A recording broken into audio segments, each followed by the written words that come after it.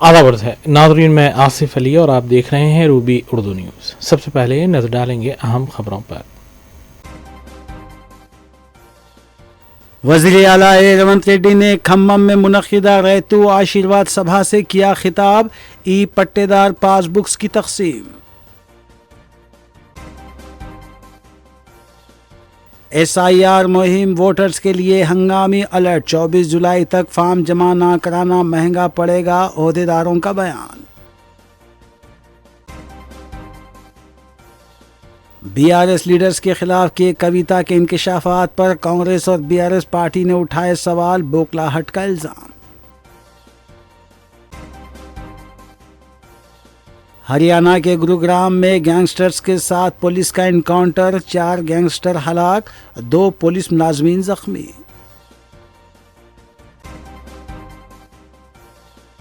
हैदराबाद के नवाही इलाके अब्दुल्लापुर मेट में दोस्तों के हाथों हुआ दोस्त का कत्ल।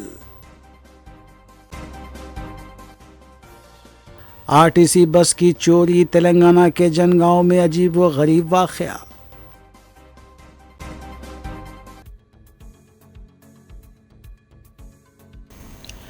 देखते हैं खबरों की तफसील।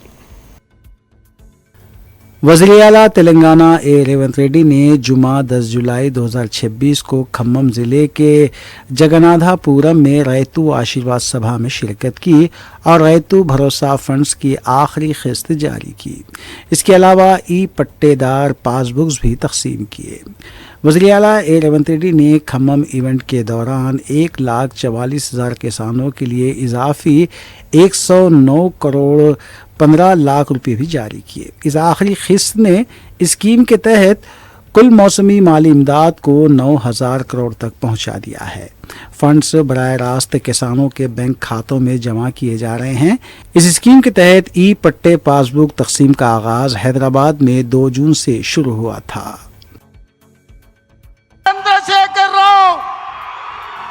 నువ్వు నీ కొడుకు నీ అల్లుడు నీ బిడ్డ నీ చుట్టాలు నీ భజన పరులు నీ ఒప్పందాలు నీ దొంగ సర్వేలు చేసే దొంగ ఏజెన్సీలతో సహా గుర్తు పెట్టుకోండి। ఈ తారీఖు జూలై 10, 2026 నాడు మాట చెప్తున్నా। ఈ మాట కోసం రోజుకు 18 గంటలు పని చేస్తాం మేమందరం, మా మిత్రులందరూ। ఒక్క క్షణం కూడా ఆలపెరగము, ఆలస్యం చేయము, ఎవరిని కూడా అన్యాయం జరగనీయం। తెలంగాణ ప్రజలకు, దళితులు, గిరిజనులు, ఆదివాసీలు, బలైన వర్గాలు, మైనారిటీలు, మహిళలు, రైతులు, విద్యార్థులకు ఈ సంక్షేమ ప్రభుత్వం, ఈ ప్రజా పాలన ఒక సుభిక్షమైన పరిపాలన అందిస్తుంది, రామ రాజ్యాన్ని తీసుకొస్తుంది। ఆనాడు మీ అందరికీ తెలుసు, వరేసుకుంటే ఉరేసుకున్నట్టే అని చంద్రశేఖరరావు అన్నాడు। ఈనాడు ఉత్తమ్ కుమార్ రెడ్డి గారు, భట్టి విక్రమార్క గారు, తుమ్మల నాగేశ్వరరావు గారు వరేసుకుంటే 500 రూపాయల బోనస్ ఇచ్చి చివరి గింజ వరకు కొంటాం। దేశంలోనే తెలంగాణ రాష్ట్రాన్ని ఆదర్శంగా నిలబెడతామని చెప్పారు। ఇవాళ సన్న బియ్యమే కోట్లాది మంది ప్రజలకు బుక్కెడు బువ్వ పెట్టే కార్యక్రమం జరుగుతుంది। అందుకే మిత్రులారా, ఈనాడు రైతుల కోసం వ్యవసాయం దండుగ కాదు, వ్యవసాయం పండుగ చేయాలి, రైతును రాజును చెయ్యాలన్న ఆలోచనతోని మీ నాయకుడు తుమ్మల నాగేశ్వరరావు గారు ఏది ఏమైనా 600 అయినా అక్కడి సూర్యుడు ఇక్కడ మలిసినా రైతు భరోసా నిధులు ఇవ్వాలి, మీరు సహకరి। रियासती वजीर श्रीधर बाबू ने जुमे को जर्मनी से आए सनतकारों के वफ्द से मुलाकात की। इस मौके पर श्रीधर बाबू ने कहा कि मैन्युफैक्चरिंग सेक्टर के लिए तेलंगाना का माहौल सबसे साजगार है। रियासती वजीर ने जर्मनी के आला सतही वक्त पर जोर दिया कि वो जर्मन सनतकारों को रियासत में सरमायाकारी की तरगीब दें। उन्होंने कहा कि रियासती हुकूमत सरमायाकार दोस्त सनत पॉलिसी, आलमी मेयार के बुनियादी ढांचे और हुनरमंद अफरादी क़ुव्वत के साथ तेलंगाना को आलमी मेयार के मैन्युफैक्चरिंग हब में तब्दील करने की कोशिश कर रही है। इस मुलाकात के दौरान रियासती वजीर और जर्मनी के वफ्द ने बाहमी ताल्लुकात को मुस्तहकम करने के मौक़ों पर तबादले ख्याल किया। श्रीधर बाबू ने सनत और सरमायाकारी से मुताल्लिक़ हुकूमत की पॉलिसियों और सनतों को फराहम की जाने वाली मराहत से वाकिफ़ करवाया। रियासती वजीर ने कहा कि तेलंगाना हुकूमत जर्मनी के साथ शराकतदारी और सरमायाकारी को आगे बढ़ाने के लिए तैयार है ताकि टेक्नोलॉजी, तहकीक और हुनरमंदी में ताउन को फ़रोग़ दिया जा सके।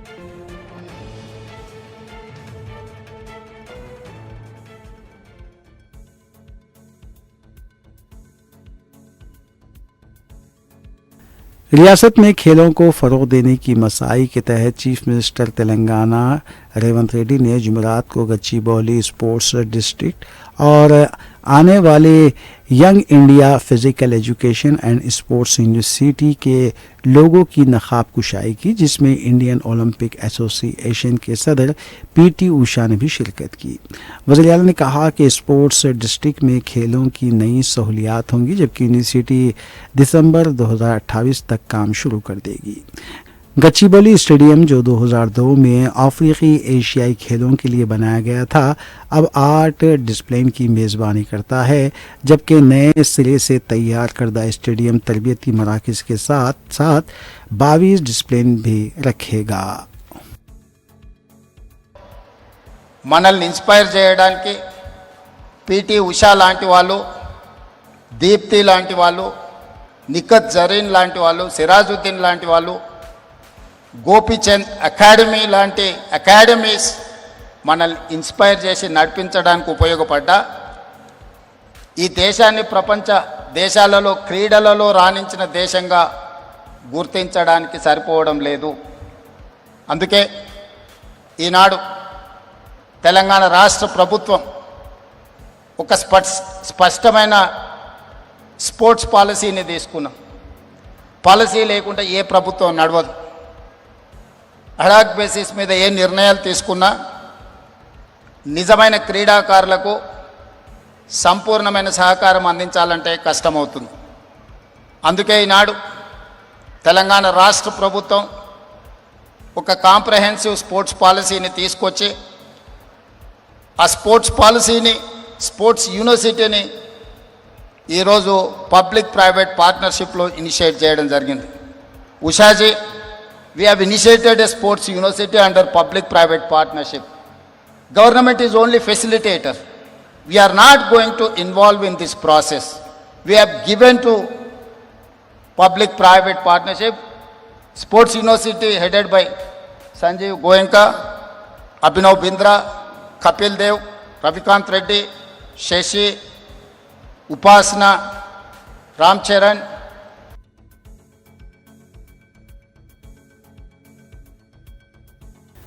तेलंगाना में वोटर लिस्ट की खुसूसी नज़रसानी SIR मुहिम तवक्कुआत के मुताबिक आगे नहीं बढ़ रही है। मुहिम शुरू हुए 15 दिन गुजर चुके हैं, लेकिन अब तक सिर्फ 18% इनरोलमेंट फॉर्मों की डिजिटलाइजेशन मुकम्मल हो सकी है, जिस पर हक्काम में तशवीश पाई जा रही है। सुस्त रवि की अहम वजह वोटर लिस्ट में नामों की गलतियाँ बताई जा रही हैं। एनरोलमेंट फॉर्म जमा करवाने की आखिरी तारीख 24 जुलाई मुकर्रर है। ऐसे में बाकी सिर्फ 15 दिनों में 100% निशाना हासिल करना एक बड़ा चैलेंज बन गया है। दही इलाकों में बूथ लेवल अफसरान BLOs ने तकरीबन तमाम वोटरों तक घर घर जाकर एनरोलमेंट फॉर्म पहुंचा दिए हैं। ताहम वोटरों से वापस मौसूल होने वाले फार्मों की डिजिटलाइजेशन का अमल इंतहाई सुस्त रवि का शिकार है। पहले 2 हफ्तों में सिर्फ 16% काम मुकम्मल होने के बायस बाकी 84% फार्म मुकर्ररा मुद्दत में मुकम्मल करना हक्काम के लिए मुश्किल दिखाई दे रहा है।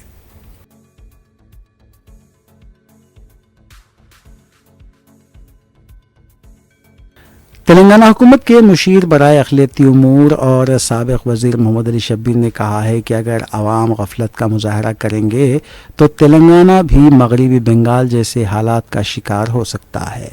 उन्होंने मुसलमानों पर जोर दिया कि वोटर लिस्ट की खुसूसी नज़रसानी SIR मुहिम में भरपूर हिस्सा लें और अपने वोटर इंदराज को यकीनी बनाएं।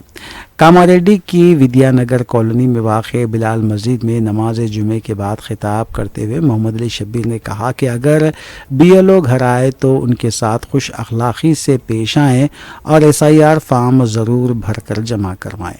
उन्होंने कहा कि अगर किसी का नाम वोटर फहरिस्त में शामिल ना रहा तो मुस्तक़बिल में मुख्तलिफ सरकारी फलाही स्कीमों से भी महरूम होने का ख़दशा पैदा हो सकता है।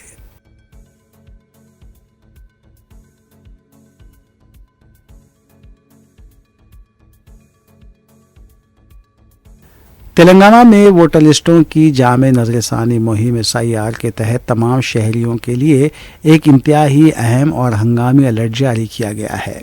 रियासत के चीफ इलेक्टोरल ऑफिसर के दफ्तर के तरबियती नोडल ऑफिसर चिन्नैया ने इंतबाह दिया है कि अगर 24 जुलाई तक शहरियों ने अपने एनुमरेशन फॉर्म्स भर के अपने मुतालिका BLOs के पास जमा नहीं करवाए तो उनके नाम नई वोटर लिस्ट में शामिल नहीं किए जाएंगे। उन्होंने बताया कि फॉर्म जमा ना करने की सूरत में जब इलेक्शन कमीशन की जानिब से ड्राफ्ट वोटर लिस्ट का ऐलान होगा तो ऐसे शहरियों को नए वोटर के तौर पर दोबारा फॉर्म 6 के ज़रिए नए सिरे से दरख्वास्त देनी होगी। नोडल ऑफिसर चिनिया ने बताया कि अगर किसी शहरी को अभी तक एनुमरेशन फॉर्म मौसूल नहीं हुआ है तो फौरी तौर पर इलेक्शन कमीशन की ऑफिशियल वेबसाइट या ई-सिलेंट ऐप पर जाकर अपनी पोलिंग बूथ से मुतालिका ऑफिसर के नंबर पर कॉल करें। वहां से फॉर्म खुद लाकर शहरियों को फराहम किया जाएगा। उन्होंने दो टोक अल्फाज में कहा कि अगर BLO फ़ोन का जवाब नहीं देते या ताउन नहीं करते तो शहरी फौरी तौर पर अपने इलाके के ERO इलेक्टोरल रजिस्ट्रेशन ऑफिसर से शिकायत दर्ज करवा सकते हैं।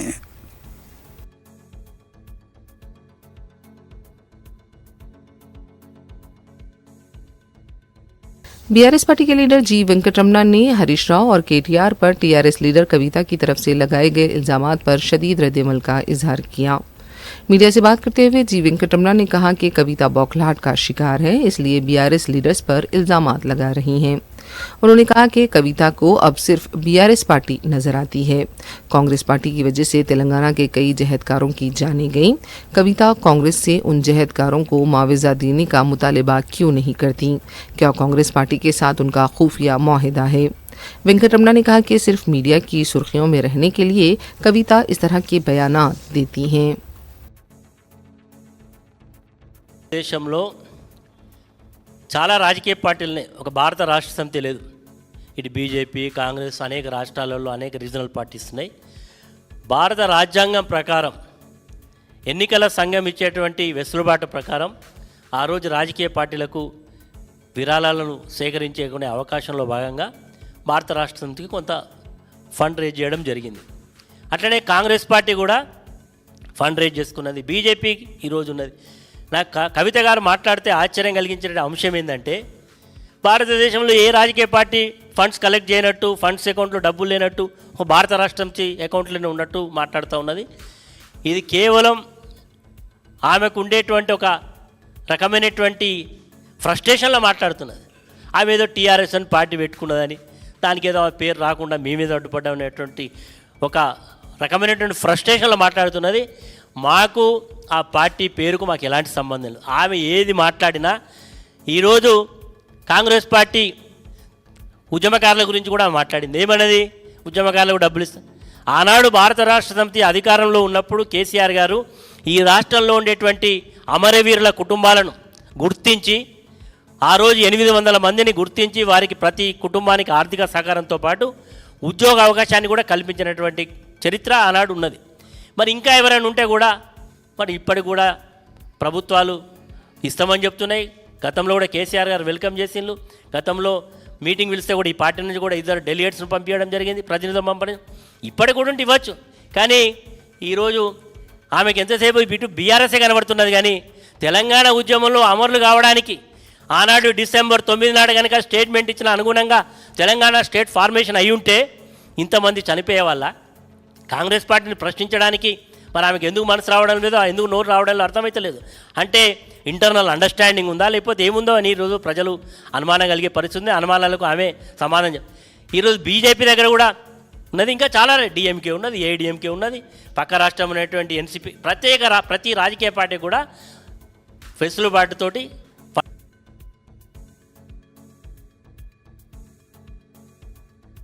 भुवनगिर के कांग्रेस रुकने पार्लियामेंट किरण कुमार रेड्डी ने कविता के बीआरएस के अकाउंट में मौजूद रकम और बदउनवानियों से मुताल्लिक लगाए गए उनके इल्जामात पर सवाल उठाए हैं।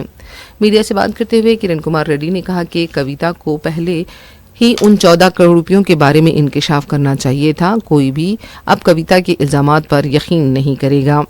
कविता के इल्जामात और दावे ऐसे हैं कि चोर के पकड़े जाने के 6 महीने बाद कुत्ते भौंकते हैं। अगर कविता उस वक्त ही इंकशाफ करती तो बेहतर होता।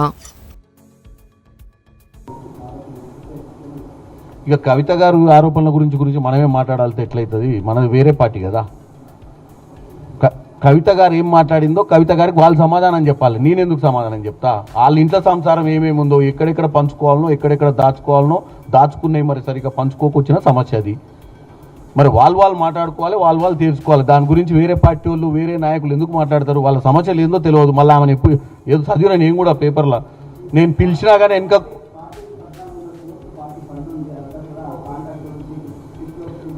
ఇప్పుడు కవిత గారు ఏది మాట్లాడినా తెలంగాణ ప్రజలు ఆమెను నమ్మరు. దొంగలు పడ్డ 6 నెలల కుక్కలు మురిగినట్టు ఉంది. ఎందుకంటే ఆ రోజే కనుక దొంగతనం జరుగుతుంటే, ఆ రోజే కనుక కాంట్రాక్టర్ల దగ్గర దండుకుంటుంటే, ఒక ఉద్యమకారురాలుగా, ఒక జాగృతి నాయకురాలుగా బయటికి వచ్చి సమాజాన్ని కనుక ఆ రోజే ఆమె సమాజం దృష్టికి తీసుకొచ్చి సమాజంలో ఒక విజిల్ బ్లోయర్గా ముందుకు వచ్చుంటే ఆమె మీద ఈరోజు డెఫినెట్గా ప్రజలకు ఒక మంచి అభిప్రాయం ఉంటుంది. ఎందుకంటే ఈ అప్పుల రాష్ట్రాన్ని కాపాడేది ఏది? ఈరోజు అంతా అప్పులు అయిపోయినాయి, వడ్డీలు కట్టలేక మేము వస్తుంటే ఇప్పుడు వచ్చి ముచ్చడి చెప్తే ఓడిటాడా?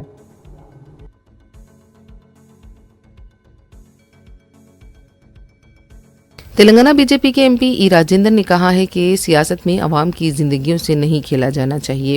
मीडिया से बात करते हुए ई राजेंद्र ने कहा कि वो किसी के स्क्रिप्ट पर बात करने या किसी के इशारे पर काम करने वाले लीडर नहीं हैं। बीजेपी एमपी ने कहा कि वो किसी रिमोट कंट्रोल के तहत काम भी नहीं करते और कोई उन्हें रिमोट के जरिए इस्तेमाल नहीं कर सकता। मैं तेलंगाना का सच्चा बेटा हूँ, मेरे लिए तेलंगाना पहले है। ई राजेंद्र ने उनके खिलाफ बयानबाजियों और इल्ज़ामात को भी मुस्तरद कर दिया। उनका कहना था कि सियासत में अवामी मसाइल और अवाम की खिदमत अहम है, लेकिन अवाम को सियासत का निशाना बनाना ठीक नहीं है।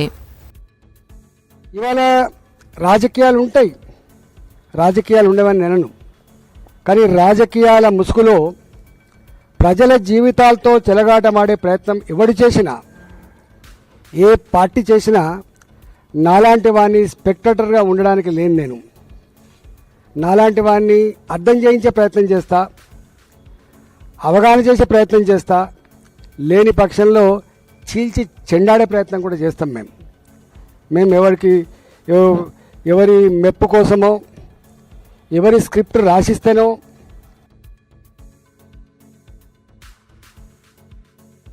हैदराबाद के महकमे मौसमियात के मुताबिक तेलंगाना रियासत में 15 जुलाई तक मानसून में वक्फे की सूरत हाल बरकरार रहने का इम्कान है। रियासत के तमाम अजला में पहले ही मामूल से कम बारिश रिकॉर्ड की गई है, जबकि आइंदा 2 हफ्तों के दौरान भी ज़्यादा बारिश होने के इम्कानात है।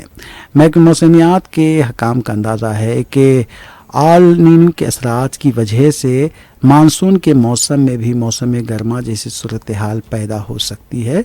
रियासत भर में दर्जे हरारत में इजाफा होने का इम्कान है और कई अजला में दर्जे हरारत 35 डिग्री सेल्सियस से ज़्यादा रिकॉर्ड किया जा सकता है।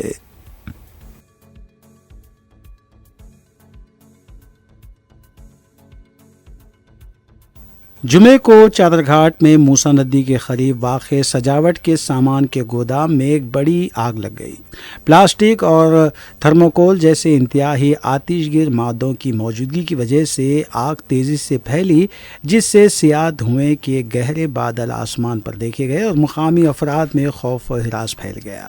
इब्तदाई इत्तलात के मुताबिक आग गोदाम के अंदर अचानक भड़क उठी, जिससे मजदूरों का बाहर निकलना मुश्किल हो गया था। जैसे जैसे आग के शोले तेज़ होते गए वो मूसा नदी के किनारे के इलाके में करीबी झोंपड़ियों में फैल गई, जिससे कई आर्जी झोंपड़ियाँ राख में तब्दील हो गईं। ताहम किसी के ज़ख्मी होने या जानी नुकसान की इत्तला नहीं मिली। इत्तला मिलते ही DCP साउथ किरण खरे ने मुकाम हादसे का तफसीली मुआयना किया। बाद अज़ां मजलिसी अराकीन असम्बली अहमद बलाला और मीर जुल्फ़िकार अली ने भी मुकाम हादसे का मुआयना किया।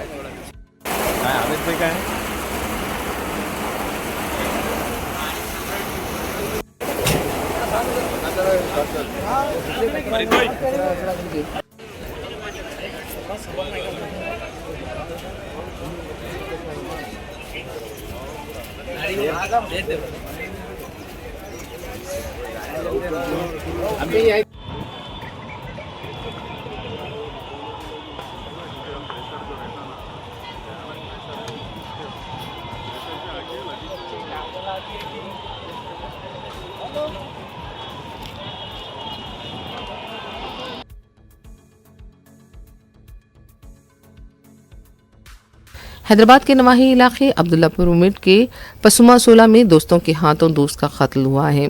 मकतूल के आज़ा भी काट दिए गए। तफसीलात के मुताबिक 22 साला निशानी सुहास मुबैना तौर पर गांजे का कारोबार भी किया करता था। इब्तिदाई इत्तलात के मुताबिक सुहास ने अपने दोस्तों राकेश, परशुराम और राजू के फ़ोन को इस्तेमाल किया और एक दोस्त की गर्लफ्रेंड को नाशाइस्ता वीडियोस रवाना किए। इसी बात को लेकर दोस्त बरहम थे और उन्होंने सुहास का कत्ल कर दिया। लाश को पोस्टमार्टम के लिए हॉस्पिटल मुंतकिल किया गया है। मज़ीद तहकीकात जारी हैं।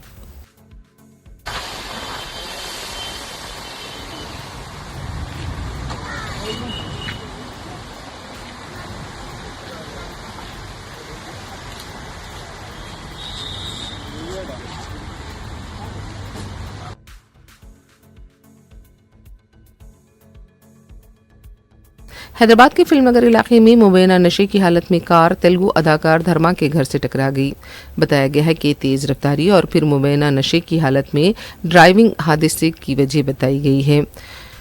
घर की दीवार का हिस्सा मुनहदम हुआ है। अदाकार धर्मा के अफराद ख़ानदान ने फिल्मनगर पुलिस स्टेशन में शिकायत दर्ज कराई। गाड़ी में सवार अफराद को तहवील में ले लिया गया है। मज़ीद तहकीकात जारी हैं।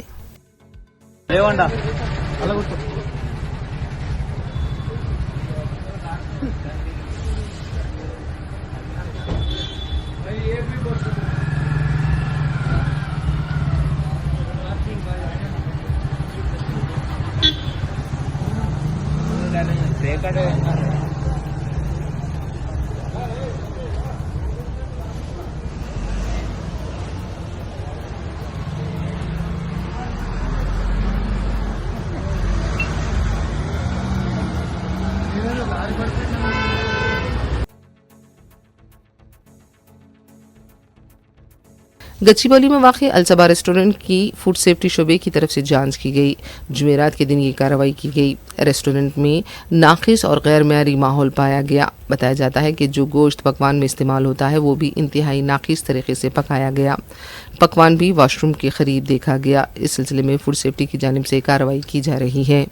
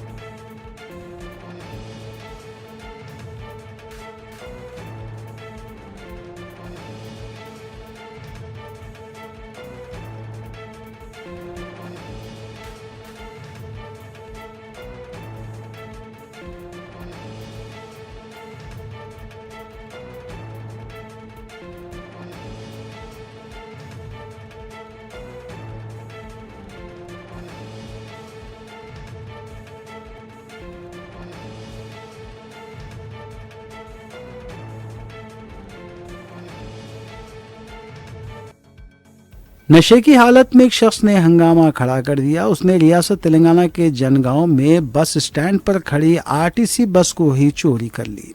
तकरीबन 21 किलोमीटर तक चलाने के बाद बस बेकाबू हो गई और सड़क किनारे मौजूद सीमेंट के पोल से टकरा गई। इत्तला मिलते ही पुलिस मौके पर पहुंची और वेंकन्ना से पूछताछ की। जब पुलिस ने पूछा कि वो डिपो से बस क्यों लेकर आया तो नशे में मौजूद शख्स ने जवाब दिया कि वो बस को सिर्फ चलाने के लिए ले गया था। इस वाक़े में कोई जानी नुकसान ना होने पर हक्काम ने राहत की सांस ली। పట్టుకపోయేది గాడిది ఏం చేస్తావు నువ్వు? ఏం చేస్తావు? ట్రాక్టర్ నడుపుతావు. ఏం పేరు నీ పేరు? ఏం వెంకన్న? చిట్టబోయిన వెంకన్న. మీ నాన్న పేరు? ఏం ఏడికి వేస్తానా మరి నువ్వు? తిరుపతి. తిరుపతి పోతుందంటే నీకు బస్సు ఎందుకు? ట్రైన్ లేదని వెళ్ళగొట్టి 2 సార్లు తిప్పి అయితే బస్సు కనవడానికి బస్సు ఎత్తుకోబోతున్నా? లేదు, అలా పండుకుందామని మామూలుగా వాళ్ళకి ఎక్కిన సీట్లో కూర్చొని ఇట్లా నేరవుతా అంటే దాంట్లో గల్లు అని సౌండ్ వచ్చింది. తాళం చెల్లు ఉన్నాయి కానీ స్టార్ట్ అవుతుంది అని స్టార్ట్ చేసిన. బస్ స్టాండ్ చుట్టూ తిప్పిన. ఇది ఒక రౌండ్ ప్రాక్టీస్ అవుతుందో కాదని మామూలుగా 2 రౌండ్లు వేసి తిప్పినాక ఇటు వచ్చినాక ఎడిపోతావు బండి బస్సు ఇప్పుడు తీసినావా అన్నాడు. ఎందుకంటే మరి పాలకొచ్చు సార్ అంటే పో అన్నాడు ఆయనకి. అంతే, నేను అలా మిస్టేక్ ఏం లేదు సార్.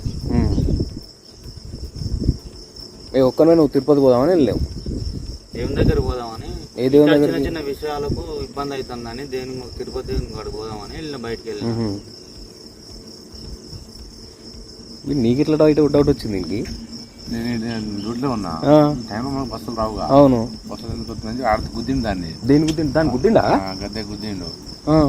చీకట్లో బస్సు గద్దె గుద్దింది అని చెప్పి లేచి.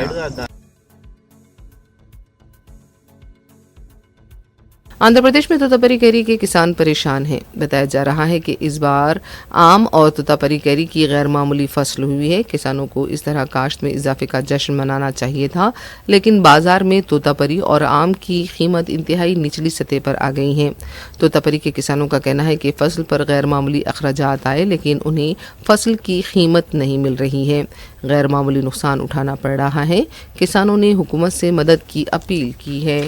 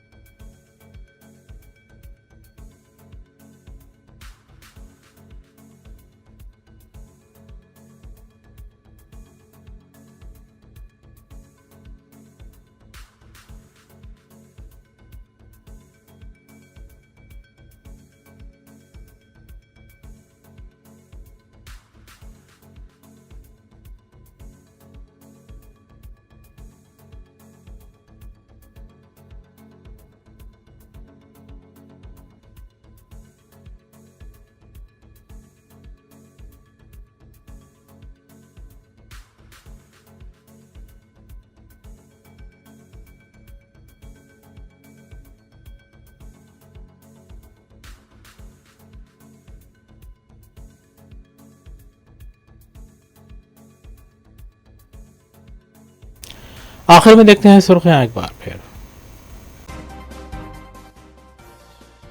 वज़ीर आला रेवंत रेड्डी ने खम्मम में मुनक़िदा रैतू आशीर्वाद सभा से किया खिताब, ई पट्टेदार पासबुक्स की तक़सीम। SIR मुहिम वोटर्स के लिए हंगामी अलर्ट, 24 जुलाई तक फॉर्म जमा ना कराना महंगा पड़ेगा, ओहदेदारों का बयान।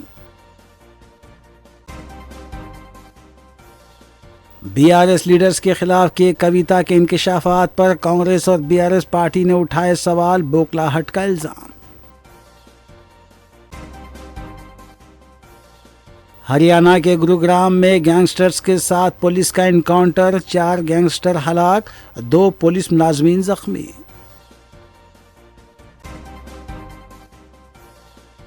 हैदराबाद के नवाही इलाके अब्दुल्लापुर मेट में दोस्तों के हाथों हुआ दोस्त का कत्ल। RTC बस की चोरी, तेलंगाना के जनगांव में अजीब व गरीब वाक़या।